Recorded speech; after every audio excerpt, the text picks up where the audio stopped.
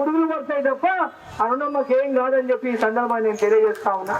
అరుణమ్మ ఆమె ఎప్పుడు కూడా ప్రజల కోసం ప్రజలకు మమేకమై పనిచేసింది. నాకున్న అధికారాన్ని ప్రజల కోసం ఉపయోగించి పనిచేసింది. అమేకమైన బాధ్యత తొక్కుతాం నిన్ను వేసి అందరూ తొక్కుతామంటారు, తొక్కుకుండా పోతామంటారు. ఇంకా ఇకారం మాటలు ఆడవాళ్ళు చెప్పలేని మాటలు మాట్లాడుతున్నారు. ఇక వాట్సాప్లలో అయితే వాళ్ళు బుద్ధి పుట్టిన పోస్టులు పెట్టిస్తున్నారు. వాళ్ళకి అమ్మలు లేని వాళ్ళు, అమ్మలకు పుట్టకుండా ఇంకెవరికి పుట్టిన అటువంటి వాళ్ళు అటువంటి మాటలు మాట్లాడతారు. తల్లికి పుట్టినవాడు ఎవరు మాట్లాడాడు. ఆడవాళ్ళకు పుట్టినవాడు ఆడవాళ్ళంటే గౌరవం ఉంటుంది. ఒక తల్లి మీద గౌరవం లేనోడు, ఒక చెల్లి మీద గౌరవం లేనోడు, ఒక భార్య మీద గౌరవం లేనోడు, ఒక వదిన మీద గౌరవం లేనోడు, ఒక బిడ్డ మీద గౌరవం లేడు. ఆడబిడ్డ అంటే మర్యాద లేనోడే అటువంటి మాటలు మాట్లాడతారు. ఒక ముఖ్యమంత్రిగా ఉండి అటువంటి చిల్లర మాటలు మాట్లాడుతుంటే ఆయనకు ముఖ్యమంత్రి కుర్చీనే అర్హుడు కాదు రేవంత్ రెడ్డి.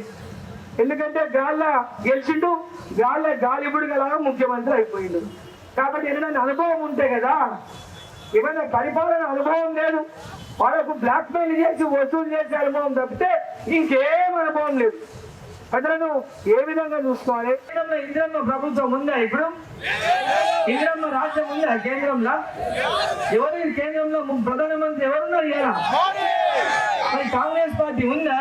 మన ప్రధాని ఎవరు ఉండాలి? దేశంలో కేంద్రంలో ఎవరు అధికారంలోకి రావాలి అనేటటువంటి నిర్ణయం చేసినటువంటి ఎన్నికలు. ఈరోజు దేశమంతా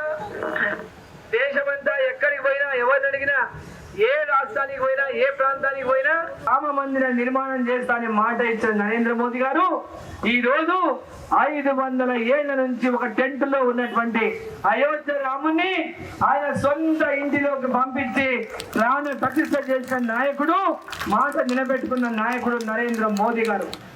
ఈ రోజు ఈ దేశానికి శ్రీరామ రక్ష అందించిన నాయకుడు నరేంద్ర మోదీ గారు. ఇంటింటికి అక్షింతలు పంపించి ఆ శ్రీరాముని యొక్క ఆశీర్వాదం ఈ దేశ ప్రజలకందరికీ ఇచ్చిన నాయకుడు నరేంద్ర మోదీ గారు. ఈరోజు జై శ్రీరామ్ అని ప్రతి ఇంటి మీద రాసిండు అంటే, దేశమంతా రాసిందంటే ఒకసారి ఆ అక్షరాల్లో ఉన్నటువంటి మహత్యాన్ని మనం అందరూ కూడా గుర్తించాలని చెప్పి సందర్భంగా నేను తెలియజేస్తాం. మీ అకౌంట్లో వేస్తామన్నారు.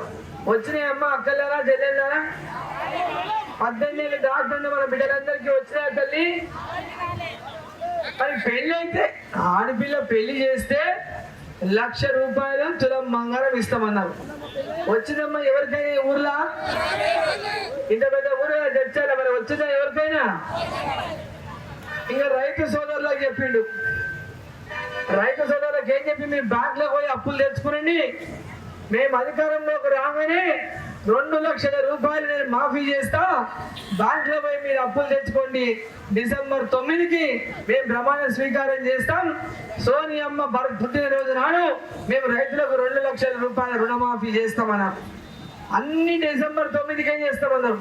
సోనియా గాంధీ వచ్చి చెప్పిపోయింది, రాహుల్ గాంధీ వచ్చి చెప్పిపోయిండు, ప్రియాంక గాంధీ వచ్చి చెప్పిపోయిండు, అంతమంది గ్యారంటీ ఇచ్చినా ఈయన మటుకు ఎవరు గ్యారంటీకి దిక్కులేదు. ఈరోజు దేశమంతా కూడా ఎక్కడ కూడా ఉగ్రవాద దాడులు లేకుండా ఇవాళ ఉగ్రవాదుల దాడులను పూర్తిగా నివారిస్తున్న నాయకుడు నరేంద్ర మోదీ గారు. పేదలకు ఉచిత బియ్యం అందించిన నాయకుడు నరేంద్ర మోదీ గారు. పేదవాళ్ళకు ఉచిత బియ్యాన్ని కరోనా వచ్చినప్పటి నుంచి ఈనాటి వరకు కూడా ఒక్కొక్కరికి 5 కిలోలు బియ్యం ఇస్తున్నారు, ఫ్రీగా ఇచ్చాడు. అంతకుముందు కూడా ₹1 మీరు కడితే ₹1 కేసీఆర్ కట్టిండు, మిగిలిన మంది నరేంద్ర మోదీ ఇచ్చిండు అప్పుడు కూడా. ఇప్పుడు మొత్తం ఫ్రీ. కరోనా వచ్చినప్పటి నుంచి కూడా మీరు పైసా కట్టకుండా మీకు ఒక్కొక్కరికి 5 కిలోలు ఫ్రీ బియ్యం అందిస్తున్నాడు. వచ్చే 5 ఏళ్ళు కూడా ఫ్రీ బియ్యం ఇస్తాడు. మరి మహిళలకి మరుగుదొడ్లు కట్టించిండు, మహిళలకు ఉజ్వల గ్యాస్ కనెక్షన్ ఫ్రీగా ఇచ్చిండు, మహిళలకు ముద్రా లోన్ ఇచ్చిండు, మహిళలకు పెద్ద ఎత్తున ఇవాళ ముద్రా లోన్లు 20 లక్షల వరకు ఇచ్చి మహిళలు స్వతంత్రంగా ఆర్థిక స్థితివంతులు కావాలని నరేంద్ర మోదీ గారు మహిళలను ఆర్థికంగా ప్రోత్సహించాలని పెద్ద ఎత్తున మహిళా సంఘాలకు ముద్రా లోన్ల మీద పెద్ద ఎత్తున లోన్లు ఇవ్వబోతున్నారు. ఈ యొక్క అభివృద్ధి చేసినటువంటి విషయాల్లో సుకన్య సమృద్ధి యోజన కానీ, రైతులకు 6,000 రూపాయలు సంవత్సరానికి 2,000 2,000 2,000 3 సార్లు ఇచ్చిన విషయమే కానీ 500కే సిలిండర్ వచ్చిందా? మరి ఏమి ఇవ్వకుండా మన వాళ్ళ కోట్లే అన్న. ఇందిరమ్మ ఇల్లు 5 లక్షలకి. నమస్తే అండి. ఇది వ్యాపారం గురించి కాదు, ఓటు గురించి. ఎన్నికల్లో ఓటు వేయడం మన హక్కు మాత్రమే కాదు, కర్తవ్యం. ఎంతో మంది మహా నేతలు శ్రమించి ప్రాణత్యాగం చేసి ఈ అవకాశాన్ని మనకిప్పించారు. అందరూ ఓటు వేద్దాం. ఎందుకంటే ఓటు హక్కు ఊరికే రాదు. నా ఓటు ఎవరికో తెలుసా? అది సీక్రెట్ అండి.